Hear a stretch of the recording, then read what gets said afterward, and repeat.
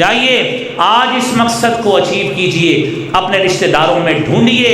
اپنے خاندان میں ڈھونڈیے ان لوگوں کو جن سے آپ کی قطع تعلقی ہے، جن سے آپ بولتے نہیں ہیں، جن سے آپ منہ موڑے ہوئے ہیں یا وہ آپ سے منہ موڑے ہوئے ہیں۔ صحیح بخاری کی 5991 نمبر حدیث ہے، حضرت عبداللہ بن عمر بن عاص رضی اللہ تعالی عنہما بیان کرتے ہیں، رسالت مآب صلی اللہ علیہ وآلہ وسلم نے بیان کیا، آپ نے فرمایا لیس الواصل بالمکافئی، کہ آپ یہ مت سمجھیے کہ میں اپنے رشتہ داری کا پاس اس طرح رکھتا ہوں کہ کسی نے آپ کو کوئی فیور کی آپ نے اس کو کر دی، کسی نے آپ کے گھر قربانی کا گوشت بھیجا آپ نے بھیج دیا، کسی نے آپ کو شادی پہ 2-3 افراد بلایا آپ نے 2 زیادہ بلا لیے۔ آپ نے فرمایا رشتہ داریوں کو ملانا یہ عدلے کا بدلہ نہیں ہوتا، ولیکن الواصل، یہ صحیح بخاری کی حدیث ہے، حقیقت میں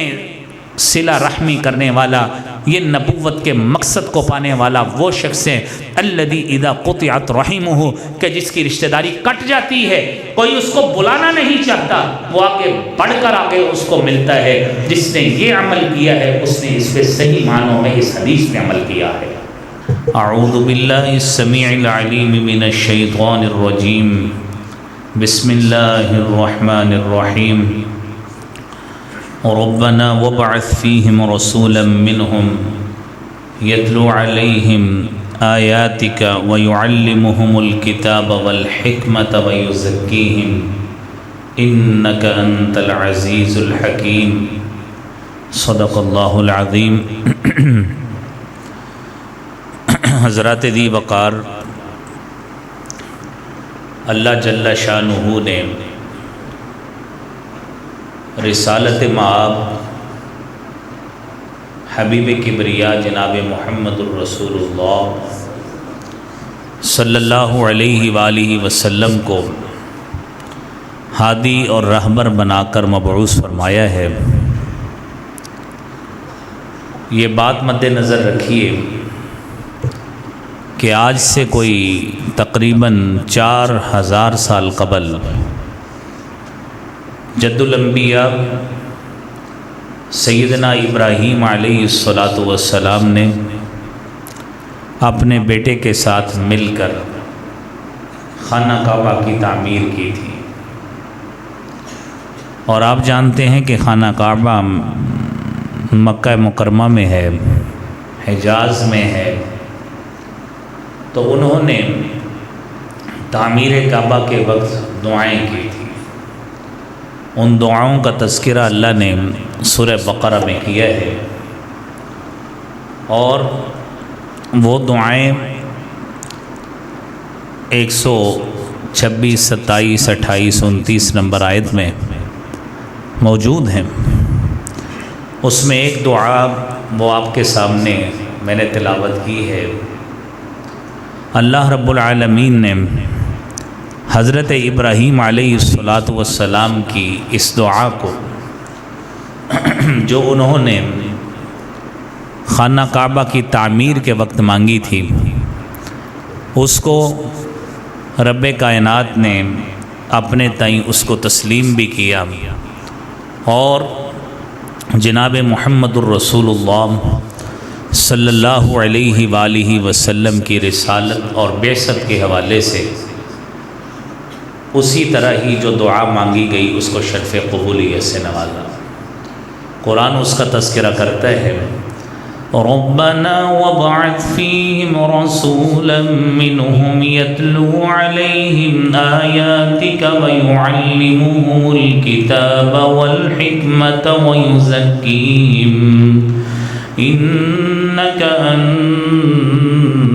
العزیز الحکیم۔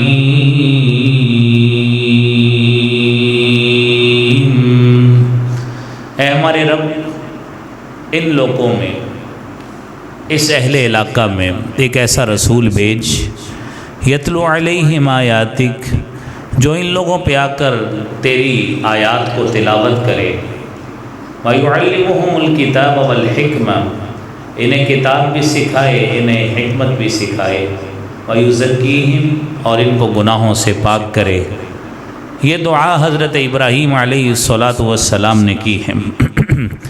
اللہ تعالیٰ نے رسالت مآب صلی اللہ علیہ وآلہ وسلم کی بعثت کو، آپ کی رسالت کو کوئی ایک چھوٹا سا عام سا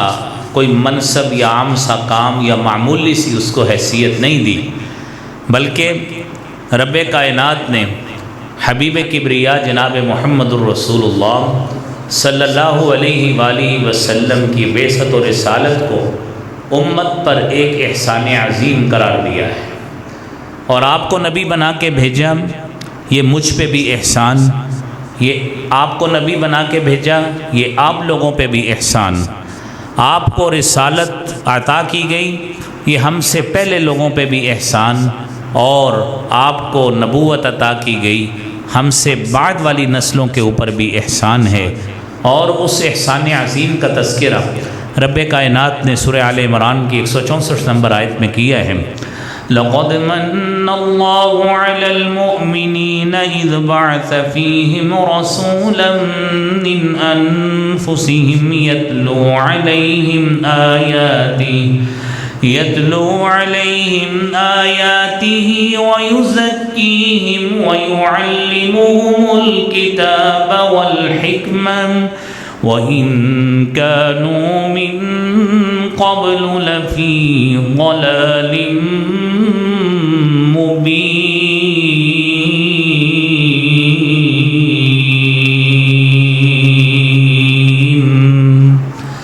یہ نبی صلی اللہ علیہ وآلہ وسلم کو نبی بنا کے بھیجا، یہ احسان ہے مومنوں پر۔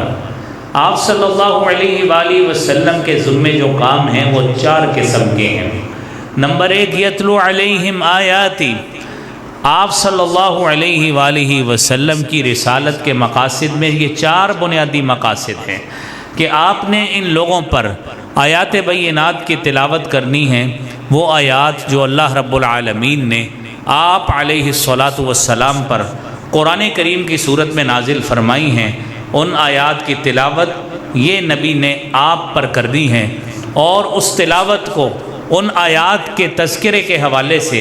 رب کائنات نے قرآن کریم میں سورہ انعام کی 151، 52، 53 نمبر آیت میں اس کا تذکرہ بھی کیا ہے۔ یہ صرف یہی پہ بس نہیں ہے، بلکہ آپ کی حکمت بری آیات اور اس کلام الہی میں اللہ رب العالمین نے جتنی بھی آیات بینات نازل فرمائی ہیں، ان تمام آیات کا تلاوت کرنا،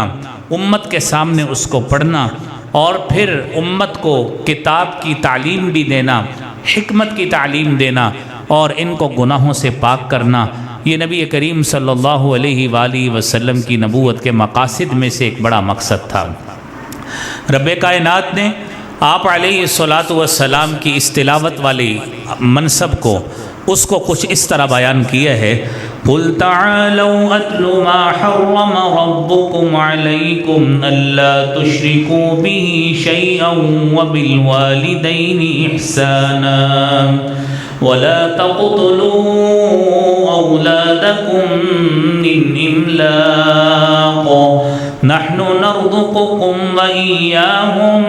وَلَا تَقْرَبُوا الْفَوَاحِشَ مَا ظَهَرَ مِنْهَا وَمَا بَطَنَ وَلَا تَقْتُلُوا النَّفْسَ الَّتِي حَرَّمَ اللَّهُ إِلَّا بِالْحَقِّ ذَلِكُمْ وَصَّاكُمْ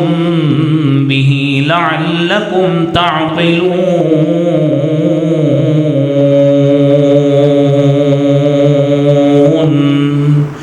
اے نبی صلی اللہ علیہ وسلم، ان لوگوں کو کہیے، آؤ میں آپ کو پڑھ کے بتاتا ہوں، جو اللہ رب العالمین نے مجھے کتاب دے کے بھیجا ہے، اس کی آیات بینات میں آپ کو پڑھ کے سناتا ہوں کہ اللہ نے اس میں کیا آپ کو حکم دیا ہے، کیا نصیحتیں کی ہیں، کیا تذکیر ہے، کیا اس میں سبق ہے، کیا عبرت ہے، کیا درس ہے۔ سنیے، اتلو ما حرم ربکم علیکم، آئیے، اللہ تشرکوا بہ شیئا، اللہ کے ساتھ کسی کو شریک نہیں بنانا، ولا تقتلوا اولادکم من املاق، اپنی اولاد کو بھوک اور افلاس کے ڈر سے مت قتل کرنا، یاد رکھنا کہ ہم تمہیں بھی رزق دیتے ہیں، ہم ان آنے والی نسلوں کو بھی دیں گے۔ ولا تقربوا الفواحش ما ظہر منها وما بطن، اور فحاشی کا کوئی بھی طریقہ جو لوگوں کے سامنے عیاں ہو، جو ظاہر ہو، یا لوگوں کے سامنے پوشیدہ ہو، یعنی اپنے اوپر اپنے کردار سے، اپنے عمل سے کوئی ایسا عمل ہمیں ارتکاب نہیں کرنا چاہیے جو فحش گوئی کے زمرے میں آتا ہو، جو بے حیائی کے زمرے میں آتا ہو، جو کوئی بھی فاؤل لینگویج کی صورت میں ہمارے سامنے آتا ہو۔ اللہ رب العالمین فرماتے ہیں ما ظہر منہا وما بطن، ہمارا اندر بھی اسی طرح ہی صاف ہونا چاہیے جس طرح ہم باہر اپنا صاف رکھتے ہیں، اپنا جسم اچھی طرح صاف رکھنے کی کوشش کرتے ہیں، کپڑے اچھے پہننے کی کوشش کرتے ہیں، اور ان آیات بینات کی تلاوت کر کے اے نبی ان کو بتائیے کہ اپنے دل کو بغض سے پاک رکھتے ہیں، اپنے دل کو نفرت سے پاک رکھتے ہیں، اور اپنے دل کو بے حیائی سے پاک رکھتے ہیں، بری سوچوں سے پاک رکھتے ہیں۔ اسی لیے نبی کریم صلی اللہ علیہ وآلہ وسلم یہ دعا فرمایا کرتے تھے، اللہم جنبنی منکرات الاخلاق والاہواء، اے اللہ رب العالمین مجھے ان تمام عادات سے بچا کے رکھنا، منکرات الاخلاق، جو عادتیں منکر ہیں، جو تجھے پسند نہیں ہیں، جو گناہ کے زمرے میں آتی ہیں، اور اللہ کریم مجھے ان تمام خواہشات سے بھی بچا کے رکھنا جو تجھے پسند نہیں ہے، جس خواہش پہ عمل ہونا اے رب کائنات تجھے پسند نہیں ہے، اللہ مجھے اس سے بچا کے رکھنا۔ نبی اکرم صلی اللہ علیہ وآلہ وسلم صبح و شام کے اذکار میں یہ دعائیں مانگا کرتے تھے۔ اس لیے میرے بھائیوں یہ دعائیں ہمیں بھی مانگنی چاہیے تاکہ ہمارا ظاہر بھی صاف ہو، ہمارا باطن بھی صاف ہو۔ اور اللہ رب العالمین فرماتے ہیں ساتھ ساتھ کیا کرنا ہے، لا تقتلوا النفس التي حرم اللہ، کسی جان کو مت قتل کرنا جس کو اللہ نے حرام قرار دیا ہے، ذالکم وصاکم بہ لعلکم تعقلون، اس بات کی تمہیں وصیت کی جاتی ہے میرے عزیزو۔ اور جب اللہ رب العالمین نے آپ علیہ الصلاۃ والسلام کو اسی دعا کے ساتھ اور اسی کی تعبیر میں، اسی کی قبولیت میں رسالت مآب صلی اللہ علیہ وآلہ وسلم کو نبی بنا کے بھیجا۔ نبی کریم صلی اللہ علیہ وآلہ وسلم کے صحابی ہیں حضرت عبداللہ بن رواحہ رضی اللہ تعالی عنہ، اور صحیح بخاری کی 1155 نمبر حدیث ہے۔ نبی کریم صلی اللہ علیہ وسلم کے صحابی ہیں عبداللہ بن رواحہ، وہ ان آپ کی بعثت کو، آپ کی رسالت کو، آپ کی نبوت کو کچھ ان الفاظ میں بیان کرتے ہیں، وفینا رسول اللہ یتلو کتابہ، ہمارے درمیان اللہ کے رسول صلی اللہ علیہ وآلہ وسلم موجود ہیں، یتلو کتابہ، جو اللہ رب العالمین کی کتاب کو تلاوت کرتے ہیں، اذن شق معروف من الفجر ساطع، جب فجر طلوع ہوتی ہے ہماری کیفیت یہ ہوتی ہے کہ ہم اندھے ہوتے ہیں، اران الہدا بعد العما فقلوبنا به موقنات انما قال واقع، ہم اندھے تھے کہ آپ علیہ الصلاۃ والسلام نے راہ ہدایت ہمیں روشناس کروایا، ہمارے دل اس بات پہ یقین رکھتے تھے کہ شاید ہمارے دل اس بات پہ یقین رکھتے تھے کہ ان کا کوئی پہلوان کے بستر سے الگ رہتا ہے یا کوئی ایسا وقت گزارتے ہیں، لیکن اللہ رب العالمین نے جو آپ صلی اللہ علیہ وسلم کو نبی بنا کے بھیجا ہے، یبیت یجافی جنبہ عن فراشہ، آپ صلی اللہ علیہ وآلہ وسلم راتیں ایسی گزارتے ہیں کہ آپ کے پہلو بستروں سے الگ ہوتے ہیں، رات کا قیام کرتے ہیں، تہجد پڑھتے ہیں، اور اس وقت تہجد پڑھتے ہیں اذا استثقلت بالمشرکین، جب مشرکین کو اپنے بستر جو ہیں وہ بھاری لگتے ہیں اور ان کو چھوڑنا بھاری لگتا ہے، میرے نبی صلی اللہ علیہ وآلہ وسلم اس وقت اٹھ کر تہجد کی نماز پڑھا کرتے ہیں۔ میرے عزیز بھائیوں، نبی کریم صلی اللہ علیہ وآلہ وسلم کی یہ بعثت کا بڑا مقصد تھا کہ آپ اللہ کی آیات کی تلاوت کرتے، اور دوسری بات میرے بھائیوں، آپ صلی اللہ علیہ وسلم کی رسالت اور بعثت کا مقصد یہ ہے کہ آپ نے لوگوں کا تزکیہ کرنا ہے، لوگوں کو گناہوں سے پاک کرنا ہے، اور وہ پاکیزگی دو طرح کی ہے، جس طرح ابھی بات بھی کی کہ ظاہری لحاظ سے ہم نے اپنے آپ کو پاک رکھنا ہے، اپنے جسمانی اعتبار سے اپنے آپ کو پاکیزگی میں رکھنا ہے، اور اسی طرح ہی باطنی لحاظ سے اپنے دل کو شرک سے پاک رکھیں، کفر سے پاک رکھیں، کسی کے خلاف دشمنی والی سوچ سے پاک رکھیں، اپنے دل کو کسی کے خلاف ایسے جذبات سے پاک رکھیں جو حسد کے زمرے میں آتے ہوں، جو بغض کے زمرے میں آتے ہوں، جو ایک دوسرے کے ساتھ کدورت کے زمرے میں آتے ہوں، ان چیزوں سے بھی اپنے آپ کو پاک رکھنا ہے۔ اور میرے بھائیوں، قرآن کریم میں اللہ رب العالمین نے اسی بات کا تذکرہ کیا ہے کہ قد افلح من تزکا، تحقیق فلاح اور کامیابی اسی شخص نے پائی من تزکا جس نے اپنے آپ کو گناہوں سے پاک کر لیا، وذکر اسم ربہ فصلی، اس نے اپنے آپ کو گناہوں سے اس انداز سے پاک کیا، ذکر اسم ربہ، اس نے اپنے رب کا نام لینا شروع کر دیا، اپنے رب کا ذکر شروع کر دیا، فصلی، اس نے نماز پڑھنی شروع کر دی۔ اور جب اس نے یہ کام شروع کر دیا، یقینی بات ہے رسالت مآب صلی اللہ علیہ وآلہ وسلم کی بعثت کے بڑے مقاصد میں سے ایک بڑا مقصد اس نے پا لیا ہے کہ اس نے اپنے آپ کو ظاہری اور باطنی لحاظ سے گناہوں سے پاک رکھا ہے، اور حبیب کبریا جناب محمد رسول اللہ صلی اللہ علیہ وآلہ وسلم کی بعثت کے مقصد کو بھی پایا، اور آپ علیہ الصلاۃ والسلام کے اسی مقصد کو پاتے ہوئے خود اپنے آپ کو اس دعا پہ بھی لگا کے رکھے جو صحیح مسلم کی 2722 نمبر حدیث ہے۔ سیدنا زید بن ارقم رضی اللہ تعالی عنہ بیان کرتے ہیں کہ رسالت مآب صلی اللہ علیہ وآلہ وسلم اپنے نفس کی پاکیزگی کے لیے یہ دعا مانگا کرتے تھے، اللہم آتی نفسی تقواہا وزکیہا انت خیر من زکاہا انت ولیہا ومولاہا، اے اللہ مجھے تقوی کی دولت نصیب فرما، اے اللہ میرے نفس کا تزکیہ فرما، تو بہتر تزکیہ کرنے والا ہے، اے اللہ تو ہی ہر لحاظ سے ہمارا والی اور مولا ہے۔ میرے عزیز بھائیوں، رسالت مآب صلی اللہ علیہ وآلہ وسلم کی بعثت آپ کی رسالت کے مقاصد میں یہ دوسرا بڑا مقصد تھا۔ اور پھر میرے بھائیوں، تیسرا مقصد یہ تھا کہ آپ علیہ الصلاۃ والسلام تمام دنیا کے لوگوں کو اس کتاب الہی کی تعلیم بھی دیں، اس کتاب کو سکھائیں، حکمت کی تعلیم دیں۔ اور وہ کیسا کتاب و حکمت کی تعلیم؟ کتاب کی تعلیم تیسرا مقصد، حکمت کی تعلیم چوتھا مقصد، وہ اس اعتبار سے کہ اللہ رب العالمین نے تو انسان کو پیدا ہی اس لیے کیا ہے، الرحمن علم القرآن خلق الانسان علمہ البیان، کہ رحمان کی ذات وہ ذات ہے جس نے انسان کو قرآن سکھایا،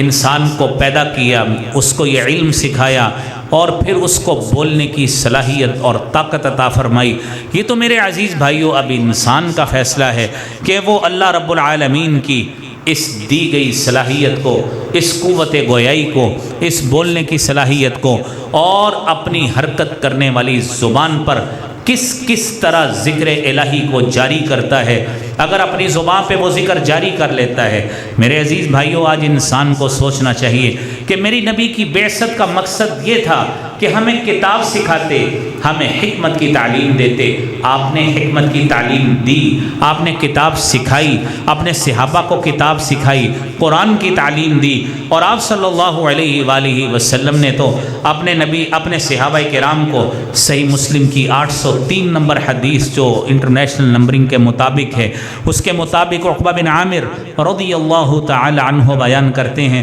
کہ ایک دن اپنے صحابہ کرام کو آپ صلی اللہ علیہ وسلم مخاطب ہو کے کہتے ہیں کہ تم میں سے کون شخص ہے جو صبح سویرے اٹھتا ہے، وادی بطحان یا وادی عقیق میں جائے اور بغیر کوئی گناہ کیے 2 کوہانوں والی اونٹنیاں لے کر آئے۔ جب آپ صلی اللہ علیہ وآلہ وسلم نے یہ بات کہی، صحابہ کرام میں سے کئی اشخاص تیار ہوئے، کئی اصحاب تیار ہوئے کہ ہم وادی عقیق جاتے ہیں، ہم وادی بطحان جاتے ہیں، ہم کوئی گناہ اللہ کی نافرمانی کا ارتکاب کسی بھی طرح نہیں کریں گے، 2 اونچی کوہانوں والی اونٹنیاں لے کر آئیں گے۔ نبی کریم صلی اللہ علیہ وآلہ وسلم نے فرمایا سنو پھر، افلا یغدو احدکم الی المسجد، تم میں سے کوئی شخص صبح سویرے مسجد میں کیوں نہیں جاتا، فیعلم او یقرأ آیتین من کتاب اللہ، اس کو چاہیے وہ مسجد میں جائے اور مسجد میں جا کر اللہ کی کتاب الہی سے، قرآن مجید سے کوئی 2 آیتیں پڑھے، کوئی 2 آیتیں سیکھے، خیر لہ من ناقتین، وہ اس کے لیے وادی بطحان اور وادی عقیق کی 2 اونٹنیوں سے بہتر ہے۔ اگر وہ 3 آیتوں کی تعلیم لے کر آتا ہے، وادی عقیق اور وادی بطحان کی 3 اونٹنیوں سے بہتر ہے۔ اگر وہ 4 آیتیں سیکھ کر 4 آیتیں پڑھ کے آتا ہے، وہ اس کے لیے وادی بطحان اور وادی عقیق کی 4 اونٹنیوں سے بہتر ہے۔ اور جس طرح وَمِنْ أَعْدَادٍ مِّنَ الْإِبِلِ، جس طرح وہ اپنے قرآن کے سیکھنے والی آیتوں کی تعداد کو بڑھاتا رہے گا، اللہ رب العالمین اس کے نامہ اعمال میں اسی طرح ہی وادی بطحان عقیق کی اونٹنیوں کے برابر نامہ اعمال میں نیکیاں لکھتے جائیں گے۔ میرے عزیز بھائیوں،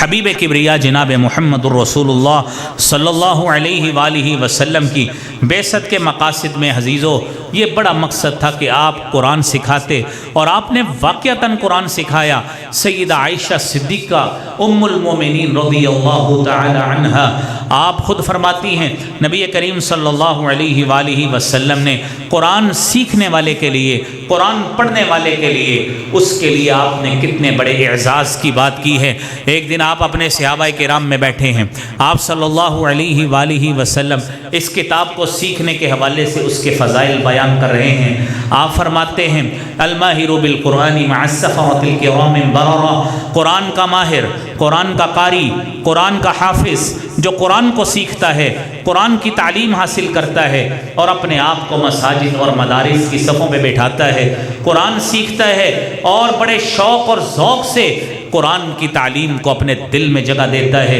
میرے نبی نے فرمایا آخر وہ اس میں ماہر بن جاتا ہے، ایک مجود قاری بن جاتا ہے، اچھے تلفظ کے ساتھ اس کی ادائیگی کرتا ہے، قرآن بڑے لحن میں پڑھتا ہے، بڑے پیاری آواز میں پڑھتا ہے۔ اس کی فضیلت اس طرح ہے کہ اللہ رب العالمین کل قیامت کے روز اسے اپنے موقر معزز فرشتوں کی معیت اور رفاقت عطا فرمائیں گے۔ یہ اس ماہر قرآن والے کی بات ہے جو قرآن کے علوم پہ دسترس حاصل کرتا ہے، قرآن پڑھنے پہ عبور حاصل کرتا ہے، قرآن اچھی آواز میں پڑھتا ہے۔ اور میرے عزیز بھائیوں سچی بات ہے، آج کوئی سوشل میڈیا پہ کوئی کلپ نظر آتا ہے، کوئی قرآن کریم بچہ کوئی بڑا اچھی آواز میں قرآن پڑھتا ہو، دل میں ایک احساس ابھرتا ہے، ایک ذوق ابھرتا ہے، ایک طمع ابھرتی ہے کہ ہمارے بچے بھی اس طرح قرآن پڑھیں اور اس اچھی پیاری آواز میں قرآن پڑھیں۔ لیکن میرے عزیز بھائیوں اسی حدیث کا ہی دوسرا حصہ سنیے کہ یہ بات اپنی جگہ پہ ذوق اور شوق ابھرتا ہے،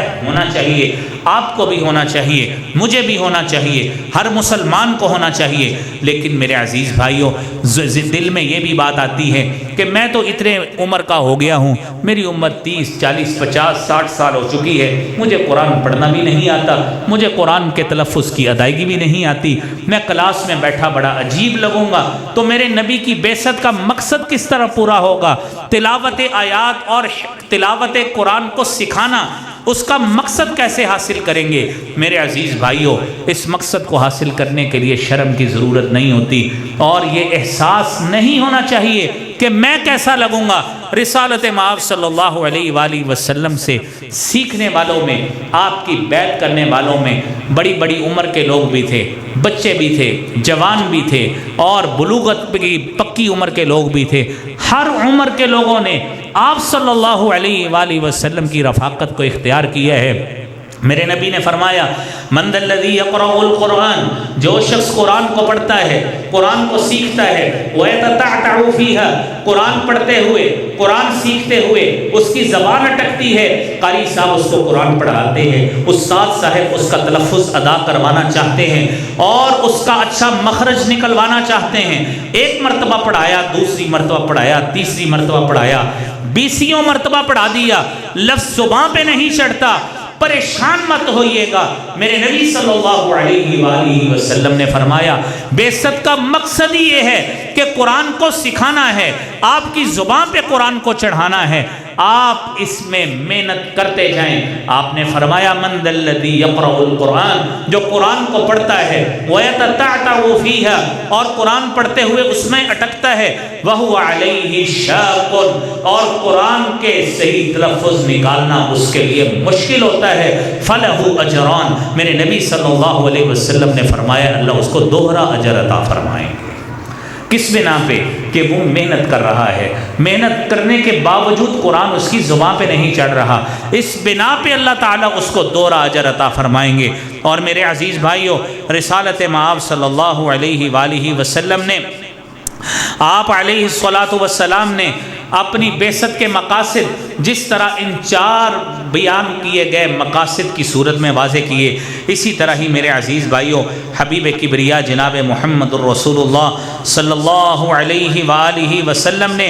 اپنی بعثت کے مقاصد کچھ اس طرح بھی ظاہر کیے جو قرآن کریم کے ساتھ ساتھ احادیث نبویہ میں بھی تذکرہ اس کا موجود ہے۔ میرے عزیز بھائیوں، سورہ نحل میں اللہ رب العالمین نے بعثت انبیاء کا ایک عمومی مقصد بیان کیا ہے، اور وہ 5واں مقصد ہے۔ وہ کون سا مقصد ہے؟ اللہ رب العالمین قرآن میں بیان کرتے ہیں، وَلَقَدْ بَعَثْنَا فِي كُلِّ أُمَّةٍ رَسُولًا أَنِ اعْبُدُوا اللَّهَ وَاجْتَنِبُوا الطَّاغُوتَ۔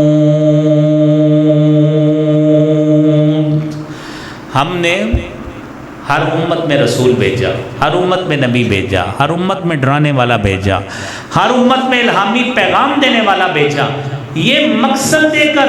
ان اعبدوا اللہ، تم اللہ کی عبادت کرو، واجتنبوا الطاغوت، بتوں کو چھوڑ دو، مورتیوں کو چھوڑ دو، غیر اللہ کو چھوڑ دو، کسی سے مدد مانگنا چھوڑ دو،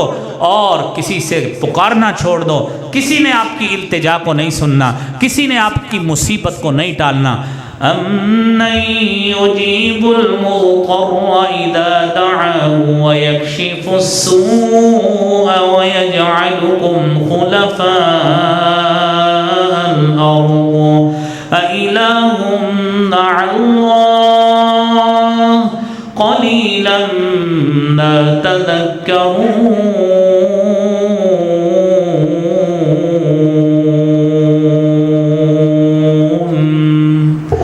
جب اللہ رب العالمین کی عبادت ہر نبی کا مقصد ہے، میرے عزیز بھائیو سورہ شعراء کو اگر پڑھتے ہیں، اللہ رب العالمین فرماتے ہیں کذبت قوم نوح المرسلین، قوم نوح نے نوح کو جھٹلایا۔ قوم نوح نے کیسے جھٹلایا؟ جب ان کے بھائی حضرت نوح علیہ السلام نے یہ کہا کہ اعبدوا اللہ، اللہ کی عبادت کرو، اللہ کے علاوہ کوئی عبادت کے لائق نہیں ہے۔ قوم والوں نے حضرت نوح علیہ السلام کو نعوذ باللہ یہ بات آگے سے کہہ دی، لئن لم تنتہی یا نوح لتکونن من المرجومین، اے نوح اگر تو اپنے اس مشن سے باز نہ آیا، ہم نعوذ باللہ پتھر مار مار کے تمہیں ویسے ہی رجم کر دیں گے۔ میرے عزیز بھائیو، اسی توحید کا سبق حضرت ہود علیہ السلام نے قوم کو دیا، تو کیا کہا؟ فاتقوا اللہ، اللہ سے ڈر جاؤ، وَأَطِيعُونَ، میری بات مانو، میری اطاعت کرو۔ قوم والوں نے ان کو بھی جھٹلایا، صالح نے پیغام دیا، ان کو بھی جھٹلایا، حضرت لوط علیہ السلام نے پیغام دیا، ان کو بھی جھٹلایا، شعیب پیغمبر نے پیغام دیا، ان کو بھی جھٹلایا۔ لیکن میرے بھائیوں، یہ سارے پیغمبر جو بھی اپنی اپنی قوم کے پاس آئے، اپنے اپنے قبیلے کے پاس آئے، اپنا مشن پورا کرتے گئے، لیکن میرے عزیز بھائیوں قوم والوں نے ہمیشہ ہی اپنے پیغمبروں کی تکذیب کی ہے، ان کو جھٹلانے کی کوشش کی ہے۔ لیکن میرے عزیز بھائیوں انبیاء کرام نے اپنا مشن کبھی نہیں چھوڑا۔ نبی کریم صلی اللہ علیہ وآلہ وسلم کی بعثت کا چھٹا مقصد یہ ہے کہ آپ علیہ السلام نے لوگوں کو نیک عمل کے بدلے جنت کی خوشخبری دینی ہے، برے عمل کے بدلے جہنم کی سزا سے ڈرانا ہے۔ قرآن کریم نے آپ علیہ السلام کے اس مقصد کو کچھ یوں بیان کیا ہے، یا ایھا النبی انا ارسلناک شاہدا ومبشرا ونذیرا وداعیا الی اللہ بإذنہ وسراجا منیرا۔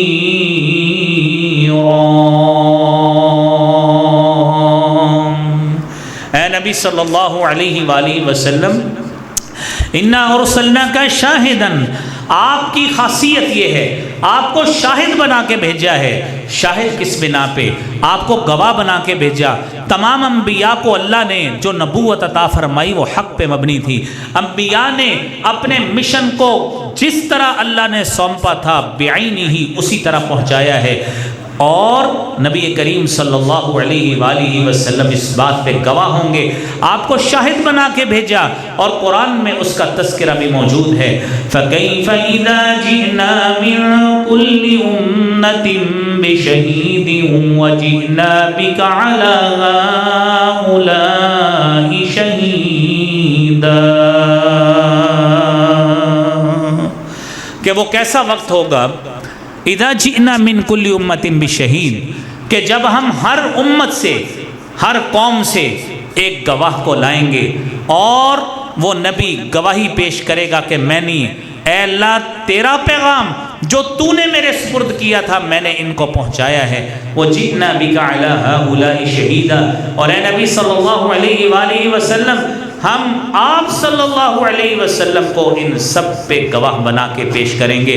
عزیز بھائیوں، نبی کریم صلی اللہ علیہ وآلہ وسلم کے ساتھ ساتھ آپ سے پیش رو نبی جتنے بھی گزرے ہیں، اللہ رب العالمین نے ان کا بھی یہی مقصد بیان کیا ہے، رسولا مبشرین و منذرین، کہ ہم نے جو رسول بھیجے ہیں ان کی خاصیت بھی یہی تھی، وہ خوشخبری دینے والے بھی تھے، وہ ڈرانے والے بھی تھے، لِأَلَّا يَكُونَ لِلنَّاسِ عَلَى اللَّهِ حُجَّةٌ بَعْدَ الرُّسُلِ،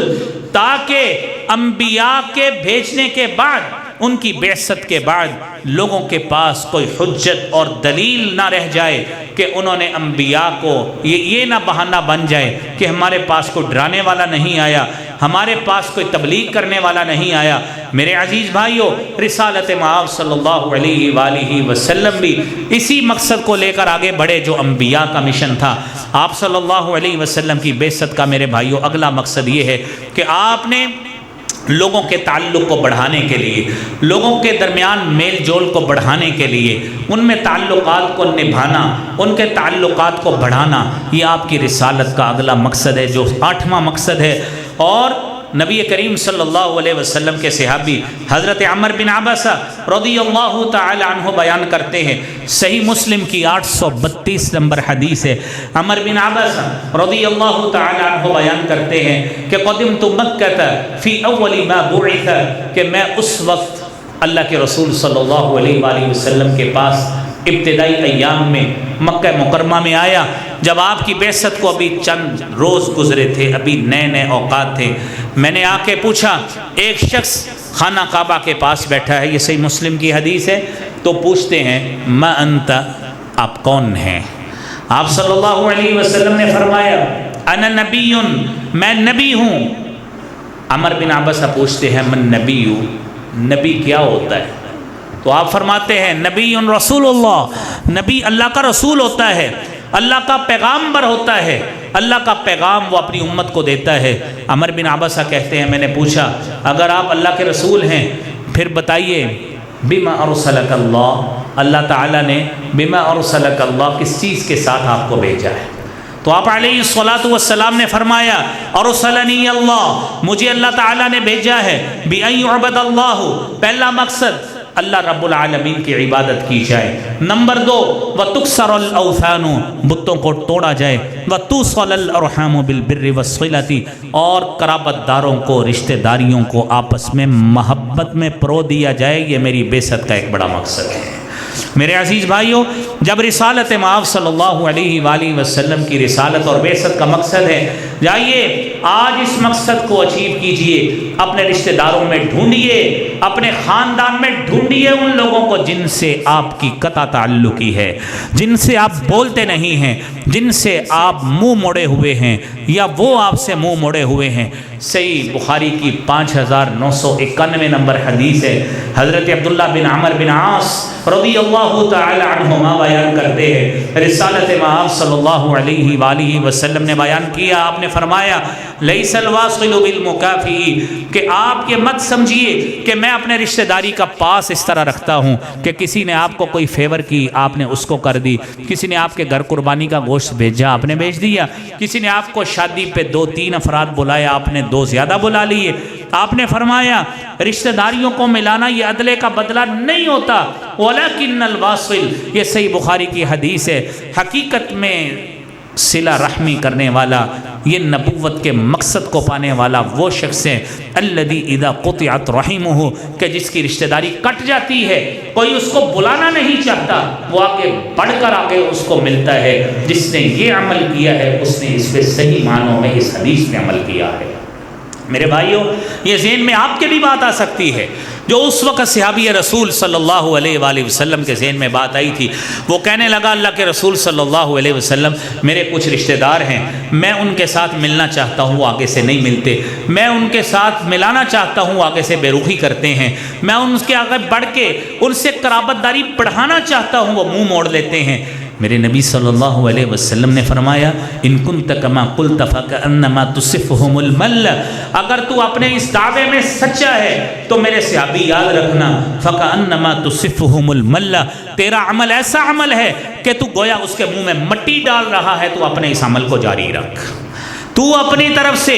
اپنے ملانے والے عمل کو جاری رکھ، جب ملتا ہے سلام کہو، اس کو اپنے فنکشنز پہ بلاؤ، اس کو دعوت دو، اس سے ملنے کی کوشش کرو۔ میرے بھائیوں، یہ ربیع الاول میں سیرت پہ تقریریں سننے کا مقصد تب حاصل ہوگا جب ان باتوں پہ عمل بھی کریں گے۔ اپنے رشتہ داروں میں ٹٹولیے ان لوگوں کو جن کے ساتھ آپ کی قطع تعلقی ہے، جائیے ان کو ملیے جا کے، تاکہ پتہ لگے آپ نے جو آج حدیث سنی ہے صحیح مسلم کی 803 نمبر، اس کا واقعتاً آپ پہ اثر ہوا ہے۔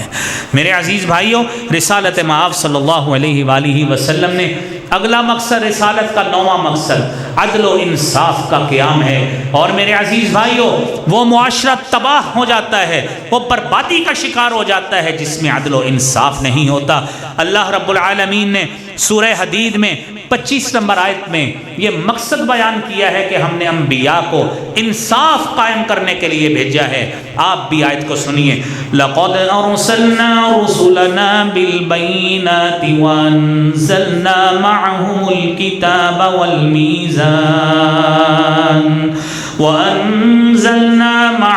الْكِتَابَ وَالْمِيزَانَ لِيَقُومَ النَّاسُ بِالْقِسْطِ،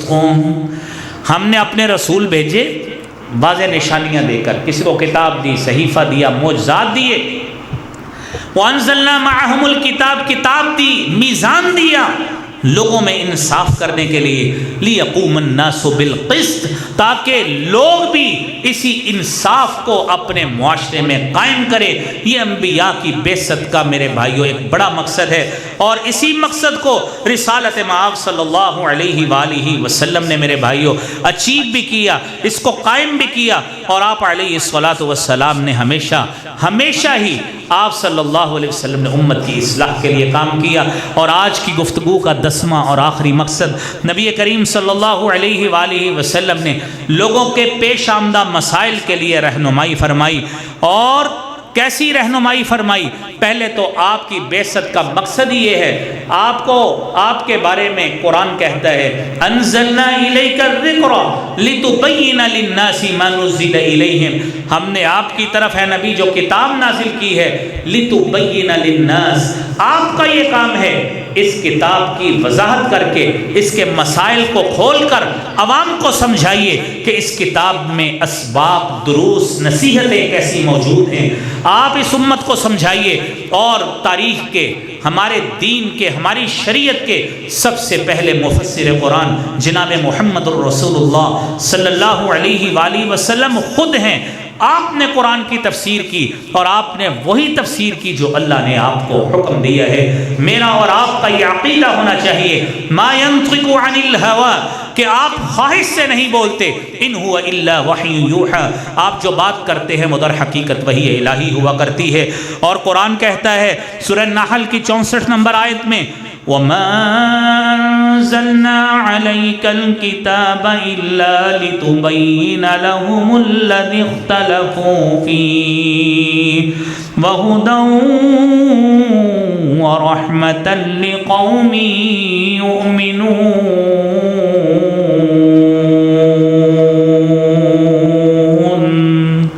ہم نے جو کتاب آپ کو دی ہے وہ اس مقصد کے لیے دی، لِتُبَيِّنَ لَهُمُ الَّذِي اخْتَلَفُوا فِيهِ، ان لوگوں میں جن باتوں پہ اختلاف پایا جاتا ہے آپ اس کو واضح کر کے ان کو مسائل کھول کر بتائیں. ان کو بتائیے نمازیں کتنی فرض ہیں، ان کو بتائیے نمازیں پڑھنی کیسے ہیں، اس کی رکعتیں کتنی ہوا کرتی ہیں، ان کو بتائیے نماز کا وقت کون کون سا ہوا کرتا ہے، ان کو بتائیے جمعہ کی نماز کیسے ادا کرتے ہیں، ان کو بتائیے کہ خطبہ سننے کے آداب کیا ہیں، ان کو بتائیے لوگوں کے ساتھ میل جول ربط رکھنے کے آداب کیا ہیں، ان کو بتائیے معاملات کو کیسے ڈیل کرنا ہے، ان کو بتائیے تجارت کیسے کرنی ہے، تاکہ لوگوں میں ایک ایسا معاشرہ قائم ہو کہ جس کی بنیاد عدل، انصاف اور قسط پہ ہو. میرے عزیز بھائیوں، یہ مقصد، یہ آپ کا مقصد جو 10 ہم نے بیان کیے، انہی گفتگو کو ہم انشاءاللہ سیرت کے حوالے سے اگلے جمعے بھی بیان کریں گے. اللہ کریم مجھے بھی، آپ کو، ہم سب کو سیرت طیبہ کا خالص عامل بنائے اور آپ صلی اللہ علیہ وسلم کا پیروکار بنائے. وآخر دعوانا الحمدللہ رب العالمین.